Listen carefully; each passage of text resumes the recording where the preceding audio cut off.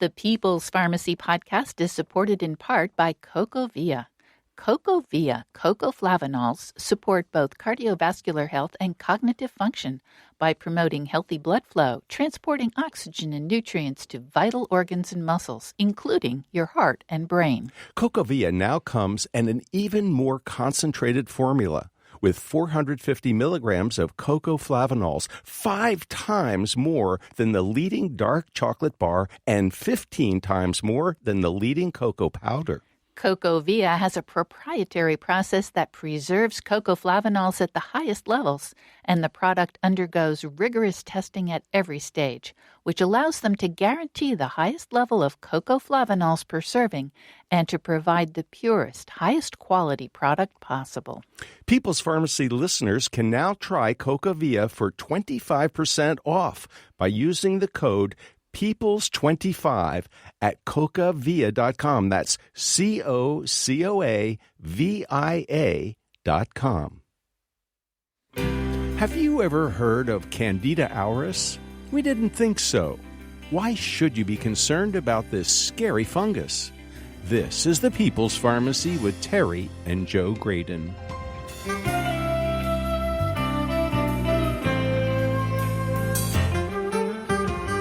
Infectious disease experts didn't know anything about Candida auris just 15 years ago, but it certainly has their attention now because it's become resistant to antifungal medications.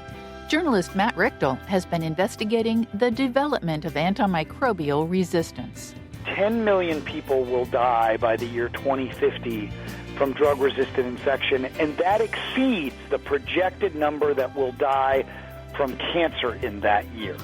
Coming up on the People's Pharmacy, an in-depth look at a scary fungus that's threatening the world.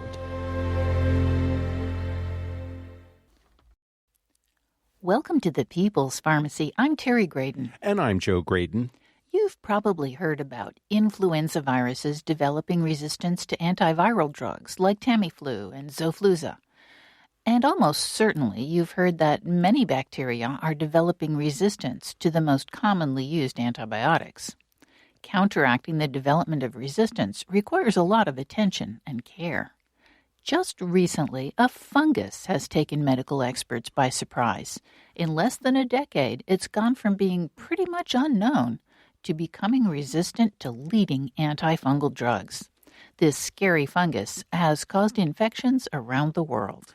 To learn more about the nature of the threat, we turn to Matt Richtel.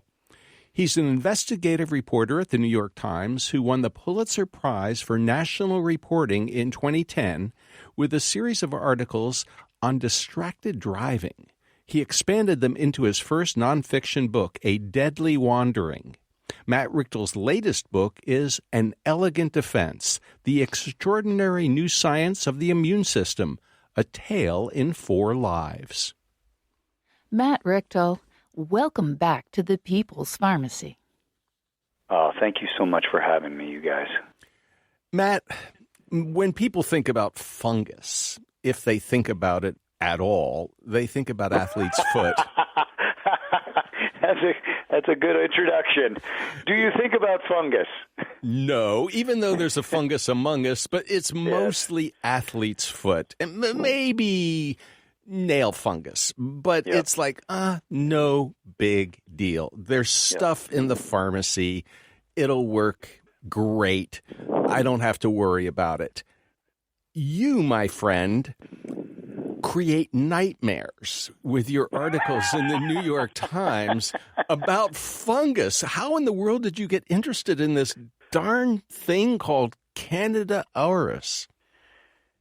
So, big picture, fungi, they certainly are among guy. They are among us every place, and they play an enormous role in the balance of our Earth. So, I suppose that goes without saying to many people. They help us consume our detritus and balance our world. But let's talk about this very virulent, nasty germ. And to get us there, I have to give you the journalistic context. Last year, I was assigned or asked if I wanted to take on a series about drug-resistant infection. Is that should we just describe what that is? Because in order Yes. to get to the fungus, We should definitely describe drug-resistant infection. Joe, are you down with that? I am down with that, even though it gives me nightmares. All right. So here's the first thing you have to know. It gives me nightmares because I said yes to undertaking a project without knowing how extraordinarily complicated it was. And for whatever reason, having just finished a project on the immune system, I suppose I was up for making things even harder on myself. Drug-resistant infection. What I want to say to your audience is that this will lead us back to an extraordinary, mysterious fungus called Candida auris. But just alone, drug-resistant infection is a very important stopping point. It is an enormous, enormous issue in our society, much bigger than I realized. And in a nutshell, it is this. There are lots of bacteria and fungi all around us, and we have, for the better part of a century, tamed the most noxious, pathogenic ones of the bacteria and fungi with antibiotics and antifungals. We have, in effect, conquered one of nature's biggest threats to us. However, well, let me just stop at the word however. Are you guys with me so far? Does Yes. that make sense? So we've got yes. antibacterials and we've got Yes. antifungal agents, and we've gotten rid of a lot. Well, I won't say gotten rid of because they're coming back, but we managed to maintain some kind of balance with these bad things. In 44, it might be 45, Alexander Fleming gave a Nobel Prize acceptance speech for his discovery of penicillin. And buried in his speech was essentially one line of tremendous dire prophecy, long ignored, that said, watch out. If you overuse this stuff, the bugs will fight back. Now, what did he mean? Well, on its face, it might seem evident what he meant, which is that through Darwinian processes, the bacteria or fungi or viruses would begin to mutate when confronted with a weapon aimed to destroy them. This comes as no surprise to your listeners. But, and I emphasize the but and put it in all caps, Alexander Fleming, Dr. Fleming, was absolutely right. What he did not foresee was some of the ways that the germs would mutate much more quickly with a much more devastating mechanism than he imagined. So this is going to lead us for a moment into the weeds. May I go there? Go ahead. You hesitated. We love your I wondered weeds. how good your machete is. Well, it's my machete. My machete has been sharpened over the last few years because, to be frank, if we're to really understand how troubling this phenomenon is, how essential it is as citizens, policymakers, consumers that we act, you have to understand the way these germs are fighting back. The presumption for a long time was that the way they would develop resistance is by mutating through reproduction. Evolution, in other words. Evolution in a nutshell. And viruses and bacteria and fungi reproduce faster than human beings do. So it was always understood to be a threat that if you bombarded, let's just keep a bacteria for a second, a bacteria with antibiotics, it would eventually mutate through reproduction. Some versions would survive, and they would become hardier in the face of antibiotics. But then something else happened. What's that?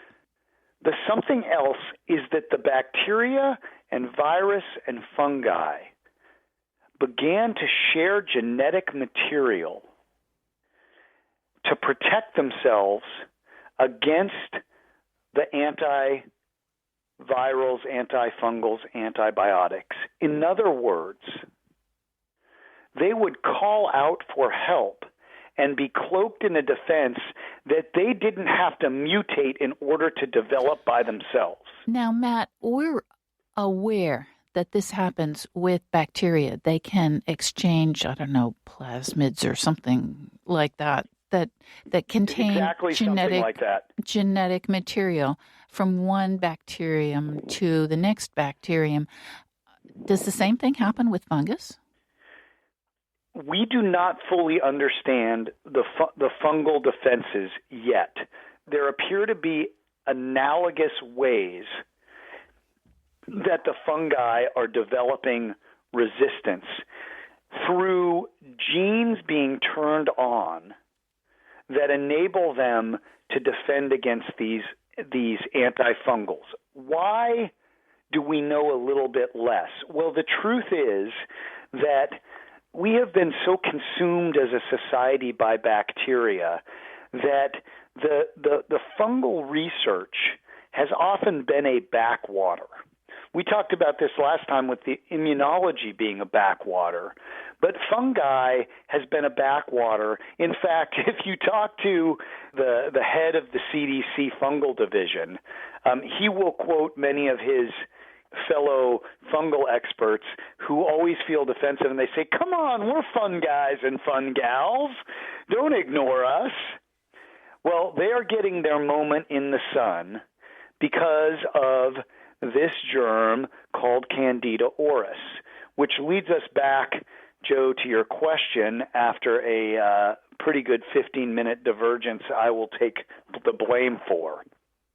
When I was beginning this series, I was looking for novel ways to explain the phenomena of drug-resistant infection.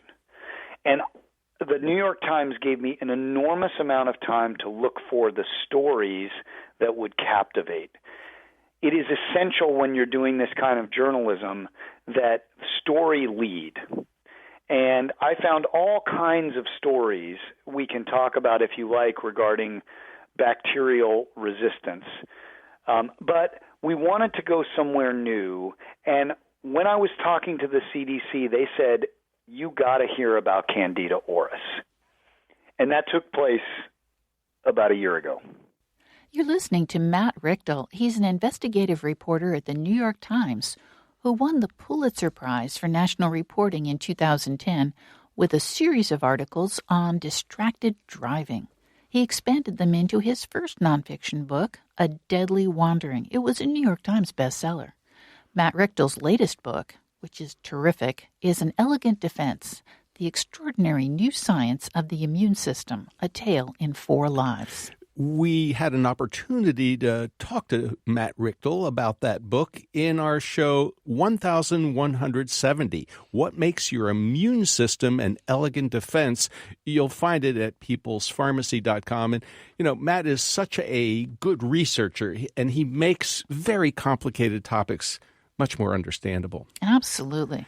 After the break, we'll find out how the CDC got Matt Richtel interested in Candida auris.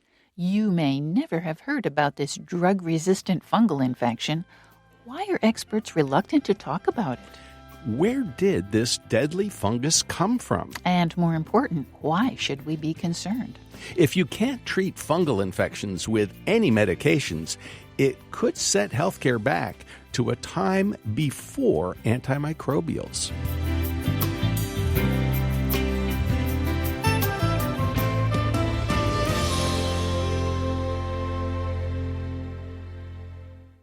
You're listening to The People's Pharmacy with Joe and Terry Graydon. The People's Pharmacy podcast is brought to you in part by Mighty Muscadine Grapeberry, king of the superfruits.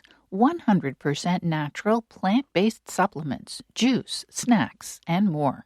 The muscadine grape is a berry, providing greater health benefits than blueberries, cranberries, and the whole berry family, with oxidative damage-fighting antioxidants to support cardiovascular, immune system, and joint health. At Mighty Muscadine, full-time chemists and food scientists check all their products for quality and purity. Find out more online at mightymuscadine.com. And right now, when you order online, you'll save 20% on all Mighty Muscadine grape products by entering the code MIGHTY20. That's MIGHTY20. The People's Pharmacy podcast is sponsored in part by Kaya Biotics. KAYA Biotics offers the first probiotics which are both certified organic and hypoallergenic. All probiotics are produced in Germany under laboratory conditions with high-quality ingredients and under strict regulatory oversight. The 3 available formulas are created for very specific purposes, such as strengthening the immune system, fighting yeast infections, and helping with weight loss. To learn more about Kaya Biotics probiotics and the important topic of gut health, you can visit their website, KayaBiotics.com. That's KAYA Biotics.com. Use the discount code PEOPLE for $10 off your first purchase.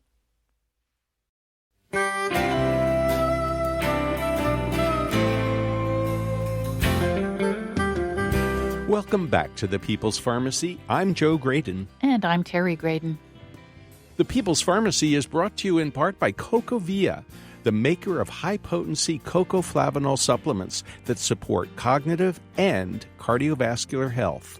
More information at CocoVia, that's CocoVia.com. Also by Verizana, an analytical laboratory providing home health tests for hormones, gut health, and the microbiome. Online at verisana.com. Today we're talking about a scary fungus called Candida auris.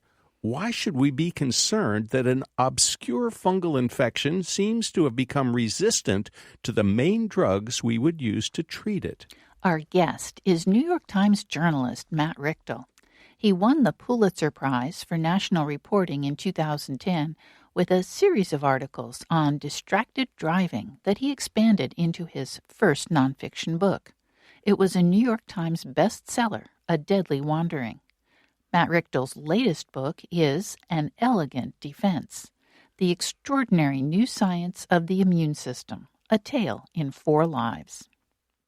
So, Matt, the CDC got you interested in Candida auris? Essentially, yes. The big picture here is I have a million conversations, and you never know when something's going to crop up. And this was among the pieces of information given to me in some conversation or another, and I started to do my research on it, and a few things really stuck out, and one of them may come as a surprise. The one that doesn't come as a surprise is this fungus had been creeping around the globe, and it had a particularly high association of death. I believe it's half of people who have this die within 90 days. That doesn't mean they die from it. It means they die with it. So it could be a contributing factor, it could be the cause, or it could be one of the many illnesses they have. But alone, that is a startling number. Very alarming. Very alarming. And huge percentages of the germ are resistant to drugs, and the number eludes me right now as we're talking, but I think it's 30% are resistant to 2 of the 3 major antifungals and 50% to 1. The third fact that stood out was it had crept onto the shores of the United States after having sort of emerged in India, Pakistan, in England, in South America. But the fourth piece, and then I'll give you the fifth one that was the least expected, the fourth piece was that it was cropping up in all these places, and the origin of it was extremely mysterious, not a little bit mysterious. And I want to save that conversation for a moment until I give you the fifth piece. The fifth piece was no one wanted to talk about it. What do I mean? Well, when I cover health issues, it is so often that the public health community is anxious, eager, even desperate to get the word out about a problem because they understand that the ability to solve it combines two factors. One is knowledge, consumers, policymakers, and others putting pressure and feeling threatened. But the other is money. And so there's a big incentive for health officials to discuss a topic. In this case, what I discovered, what alarmed me as much as anything, was that people wanted to discuss the issue in theory. Yes, there's this thing out here called Candida auris. It is troubling. We should get a handle on it. But when it came to their institution, their government, their state, their hospital, their clinic, everybody clammed up. I can't talk about it. I'm not at liberty to say. It's not something we're comfortable talking about. I was stunned. Why wouldn't anyone talk about this? And that's what led me down the road of discovery. Did you ever find out why they wouldn't talk about it? I absolutely found out why they wouldn't talk about it, and it has become a subplot of the entire series that we have done this year on the subject called Deadly Germs Lost Cures. And the reason is that places, and dare I say that term very broadly, hospitals, states, clinics, and so forth, even families, do not want to be marked by this disease, or for that matter, with drug-resistant infection in general, for fear of being seen as a hub of something they feel there is little they can do about. So this is like a red flag in front of a bull, or a red cape, as the case may be. I mean, you as a journalist... Oh, right. I'm the bull. You were the bull. You are the bull because you went after this story like no other health journalist in the world. So tell us, the first case. You said you have a story about the origin, so where did Candida auris come from? Well, this remains an extraordinary mystery, and to me, a beautiful piece of scientific trivia and uncertainty. So what makes the origin story so strange is, in 2009, this germ shows up on the ear of, I believe, a woman in Japan. And it gets put into this database that is shared by infectious disease people around the world. She is, I believe, unharmed by this. It just shows up as kind of a swab. She's a carrier. She does not appear to be infected by it, and it winds up in the taxonomy of fungi.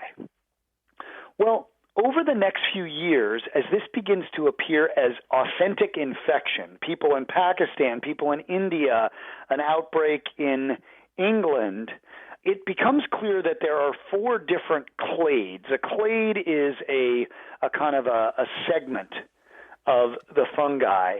And here's what's so fascinating. Remember, this appeared in 2009. There was no evidence of it prior to that, or rather, it had not been identified by anyone.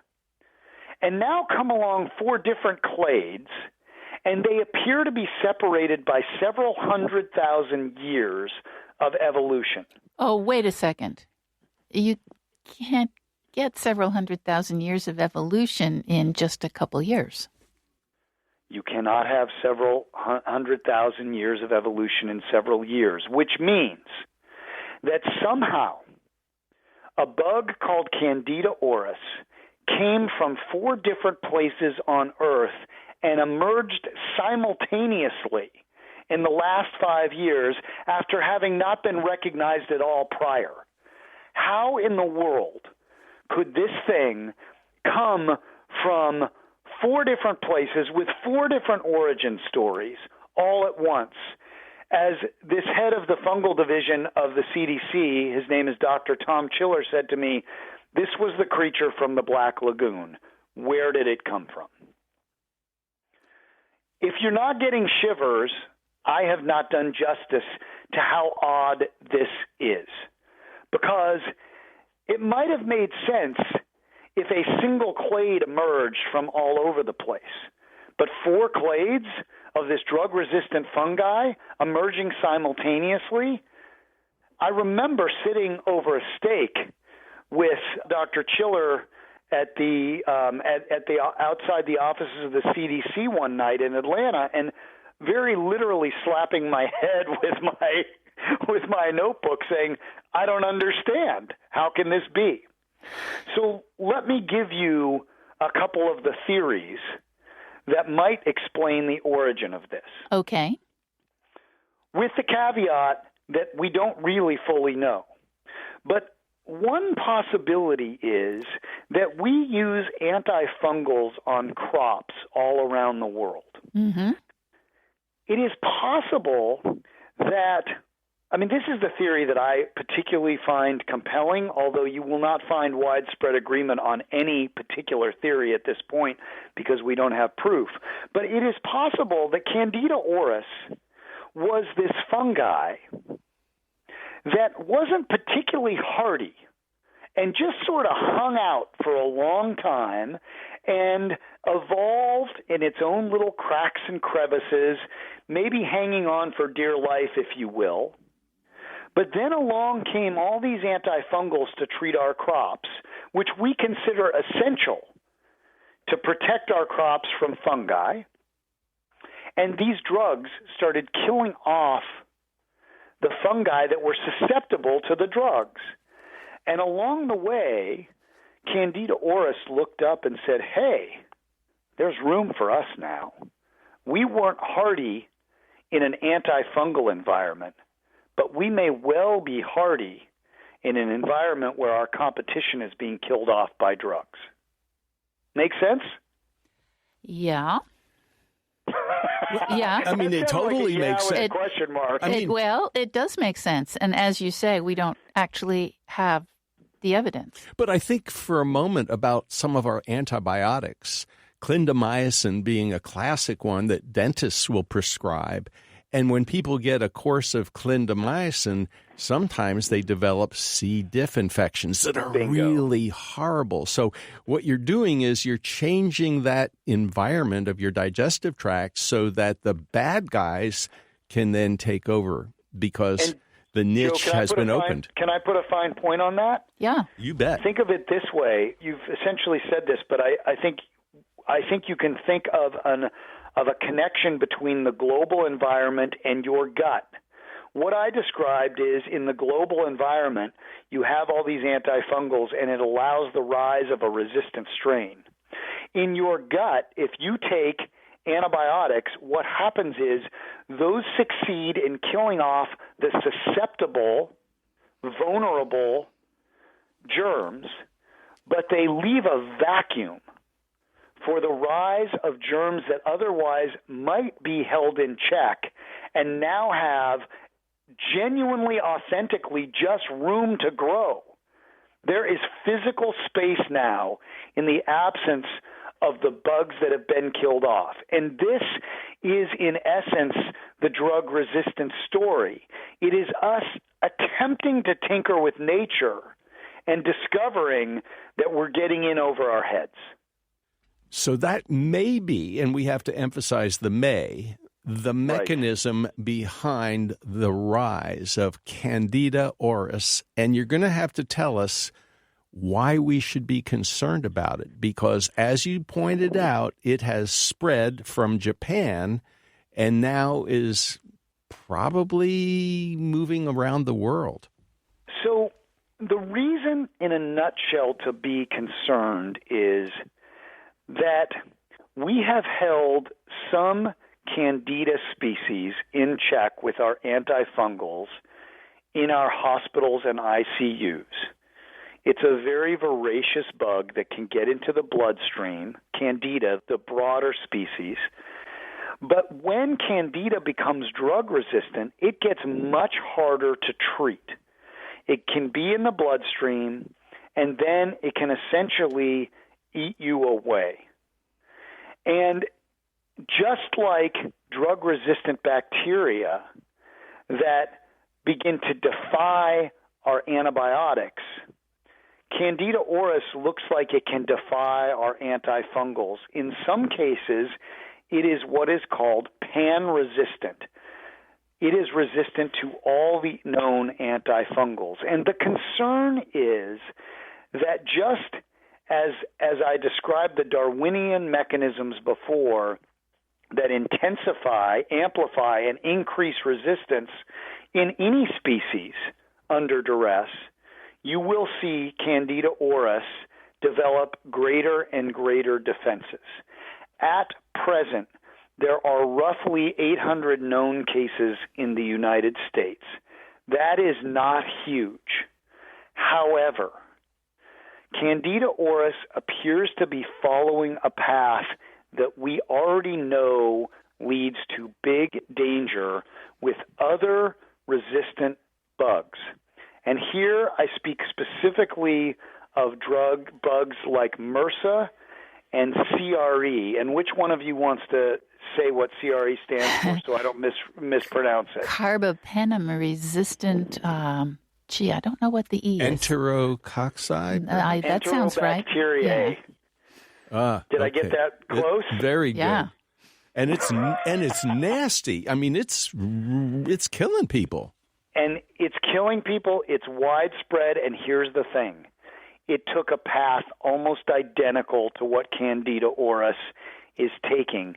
It rooted in a handful of people in hospitals and in particular in nursing homes where infection control, the ability to control infections is low and staffing is low.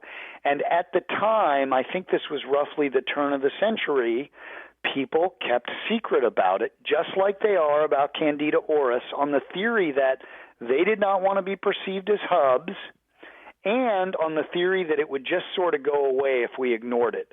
And now it is one of the world's and the nation's biggest drug-resistant threats, and it is everywhere. So, why should you be afraid? Because we've seen this movie before, and it doesn't end well if we keep a secret and don't deal with it. And the reason is because the more these germs become resistant, the more challenge we will face treating stuff that we have taken so for granted. And there is one other place where the healthy are put at enormous risk here, and that has to do with the reliance we have on antibiotics and antifungals in the most basic medical procedures. They are so often used when you want to have a surgery, even a modest one that's elective, to prevent the spread of infection. What really vexes me here, and I think the people who follow this, isn't that we're going to all drop dead from some apocalyptic bug, but that as our drugs become less effective, it will undermine the foundation of modern medicine that relies on antifungals and antibiotics to do all kinds of procedures. And that may affect quality and longevity of life at its core. You're listening to Matt Richtel. He's an investigative reporter at the New York Times who won the Pulitzer Prize for National Reporting in 2010 with a series of articles about distracted driving. He then expanded those articles into his first nonfiction book, A Deadly Wandering. It won the New York Times bestseller list. Matt Richtel's latest book is An Elegant Defense, The Extraordinary New Science of the Immune System, A Tale in 4 Lives. You know, we're talking about bacterial resistance, and I think most people have heard about MRSA, that stands for methicillin-resistant Staphylococcus aureus, and CRE, and these are bugs that are really hard to treat. I guess what has me so concerned is that there's a code of silence around Candida auris. Well, we need to take a short break, Terry. When we come back, we're going to find out why nursing homes are such a problem for this fungus. It's really hard to eliminate. That makes it difficult to decontaminate a patient's room. And a lot of people are taking immune-suppressing drugs for diseases like psoriasis or rheumatoid arthritis, and they may be at particularly high risk. What actions can we take?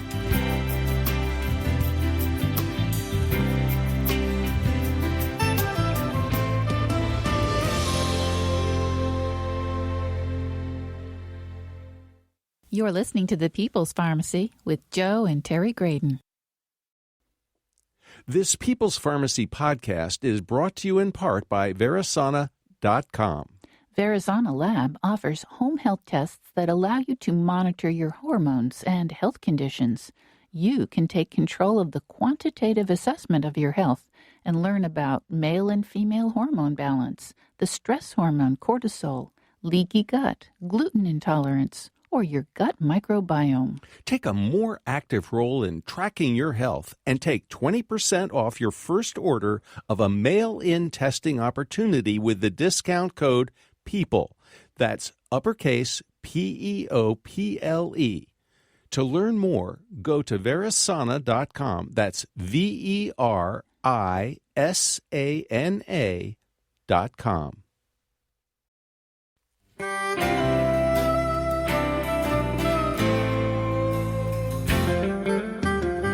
Welcome back to the People's Pharmacy. I'm Terry Graydon. And I'm Joe Graydon. The People's Pharmacy is brought to you in part by CocoVia, offering plant-based nutrients in the form of cocoa flavanols for brain and heart health.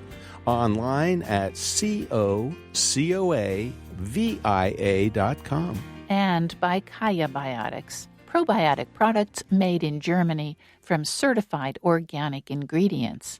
Kaya Biotics.com. We're talking today about the emerging threat of a scary fungus called Candida auris. It's developed resistance to most antifungal medications. Trying to decontaminate a hospital or nursing home is a major challenge. Our guest, Matt Richtel, is a Pulitzer Prize-winning journalist who writes for the New York Times. His books include A Deadly Wandering about driving distracted, and An Elegant Defense, the extraordinary new science of the immune system.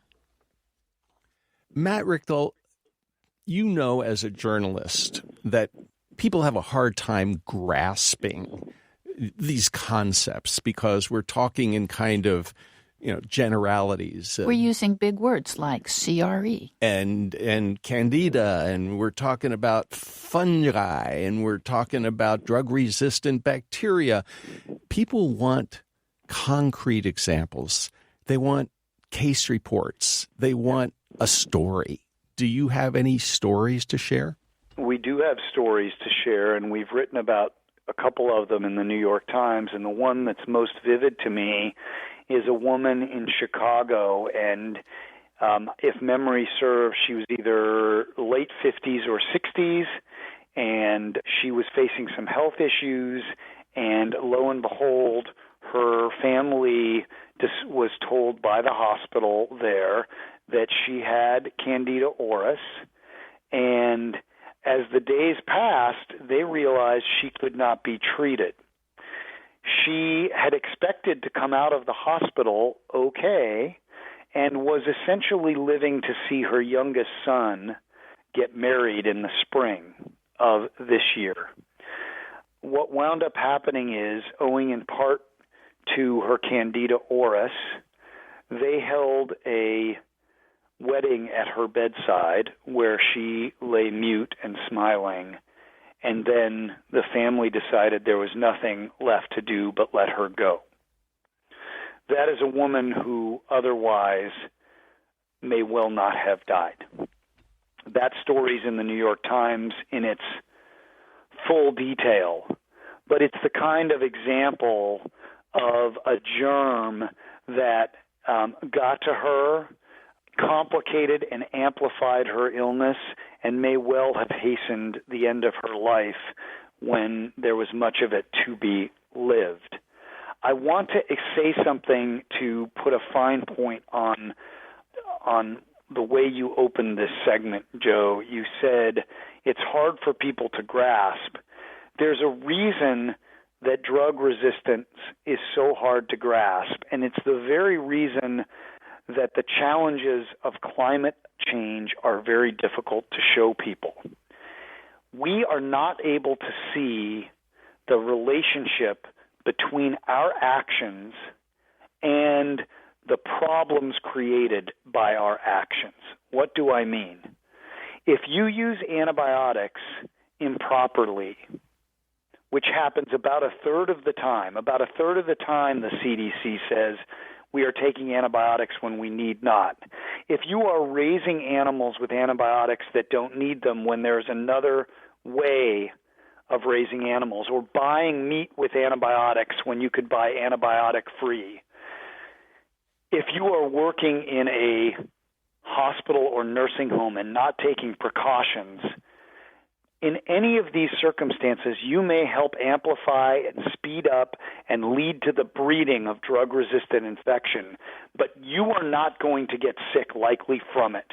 And your children are not likely to get sick likely from it. And if they do, you're not likely to be able to make a connection between your actions and the impact. And so this is an extremely difficult journalistic assignment because there's such a disconnect between the ultimate, possibly apocalyptic impact of drug-resistant infection and our day-to-day actions now. There might be another reason as well. You have written with Andrew Jacobs a report for the New York Times that I know you don't write the headlines, but whoever did write the headlines wrote nursing homes are a breeding ground for a fatal fungus. And who wants to think about, read about, delve into nursing homes? Not very glamorous. So tell us, why are nursing homes such a problem? I think this may be the most important thing we can talk about today. I mentioned earlier, and I think people are aware, that drug-resistant infection is often spread by overuse of antibiotics, is bred by overuse of antibiotics in humans and in animals through the spread of infection in hospitals. I think maybe if there is a hidden factor that we need to put an enormous amount of emphasis on, it is what's happening in nursing homes. To explain why, just a bit of a step back, few paragraphs. Nursing homes have changed over the years.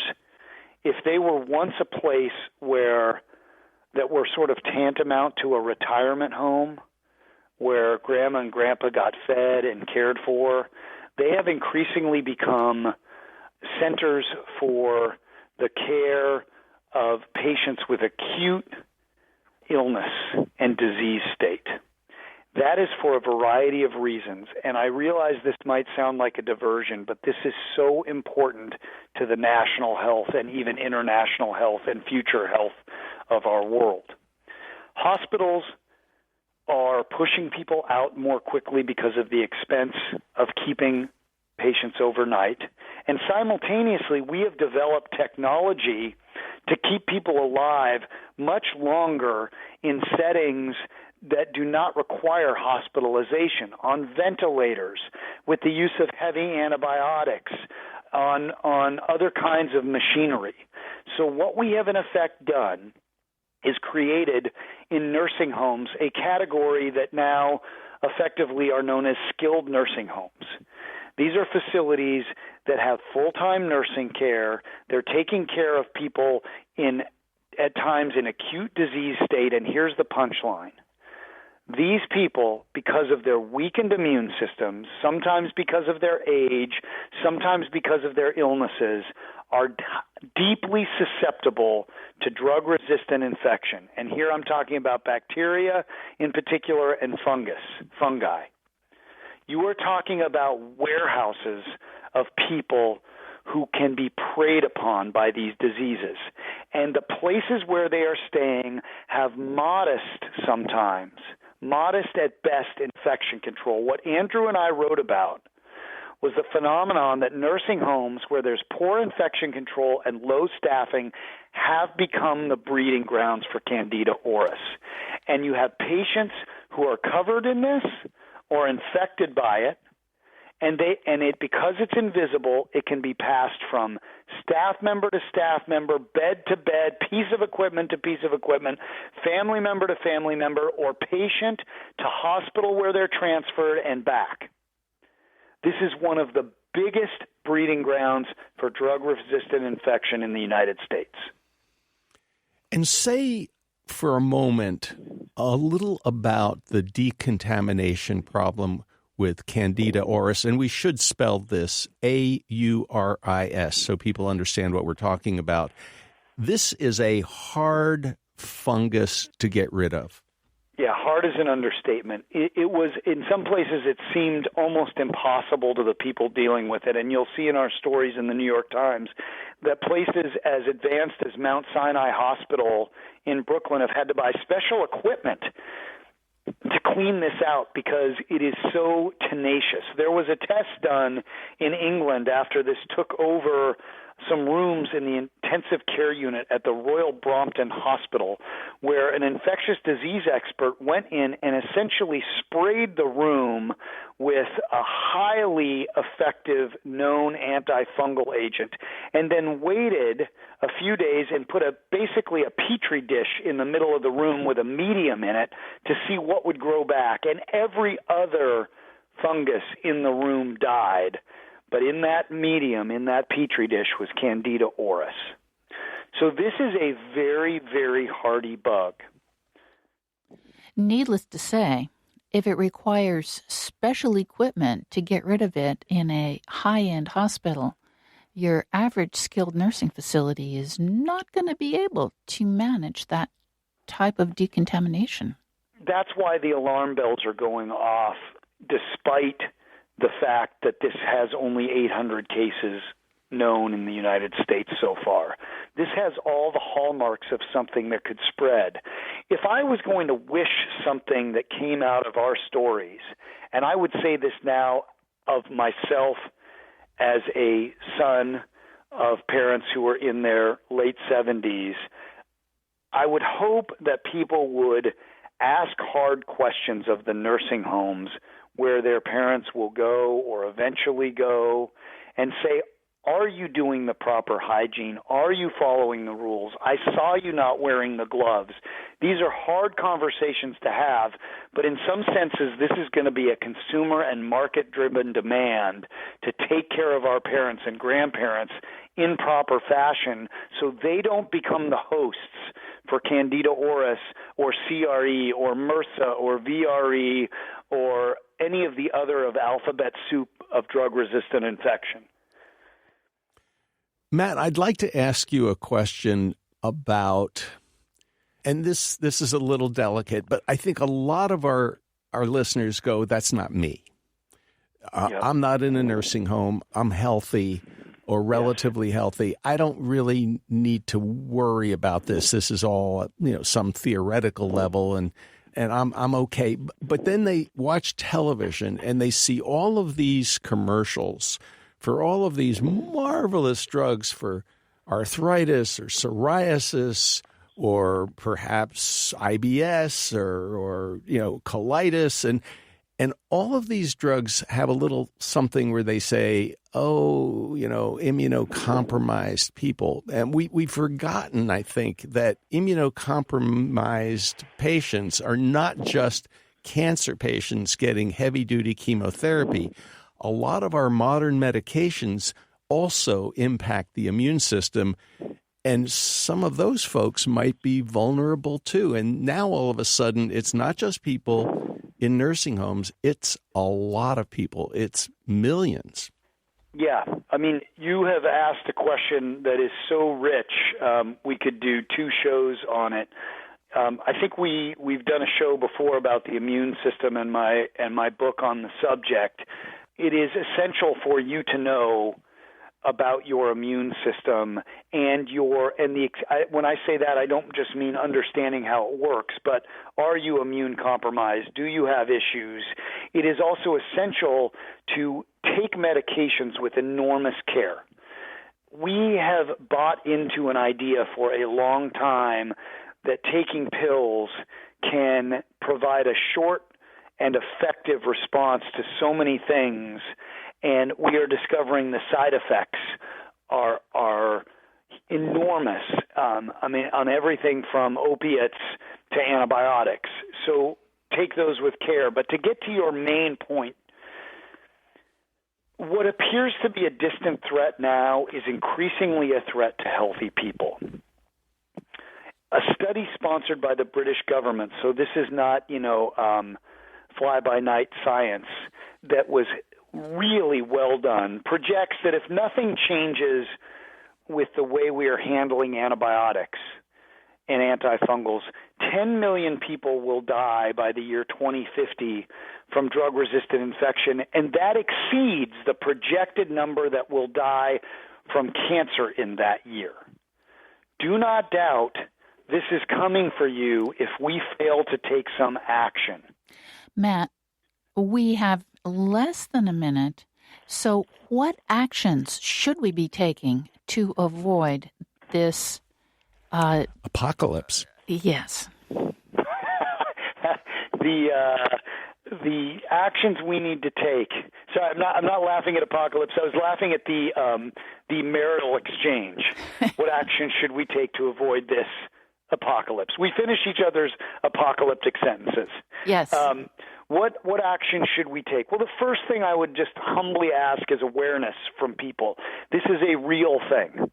And then I would ask people to think about your role as an individual in demanding antibiotics when your child is sick or your grandparent is sick.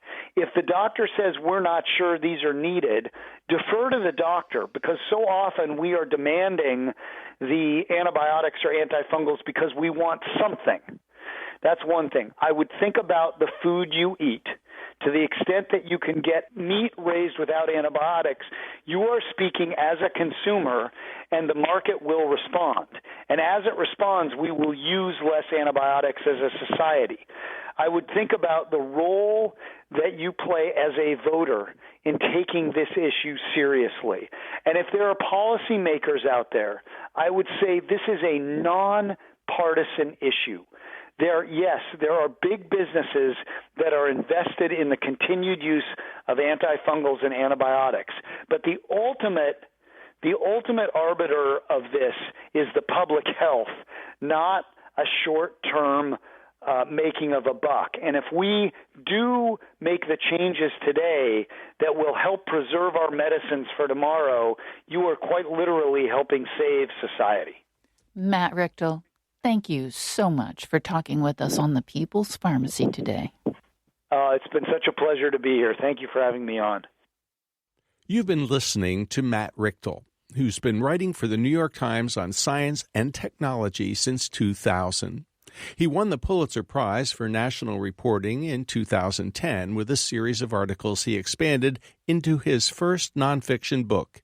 It was a New York Times bestseller, A Deadly Wandering. Matt Richtel's latest book is An Elegant Defense, The Extraordinary New Science of the Immune System, A Tale of Four Lives.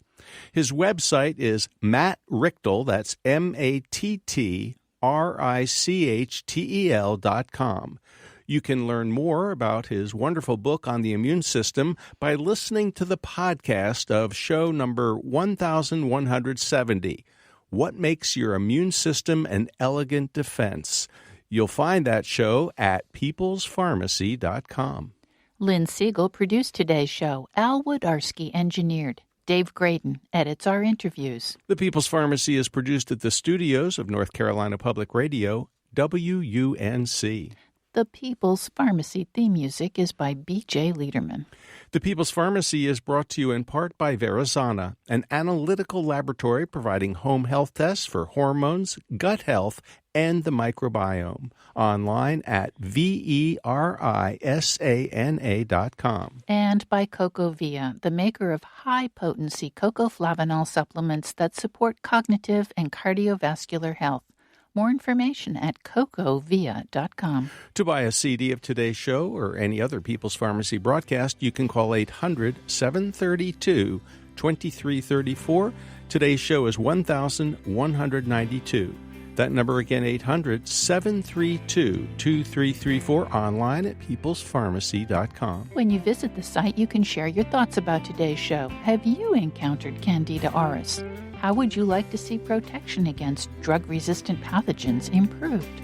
Please share your perspective and your comments at the end of the post about show 1192. You can also sign up for our free online newsletter or subscribe to the free podcast of the show. In Durham, North Carolina, I'm Joe Graydon. And I'm Terry Graydon. Thank you for listening. Please join us again next week.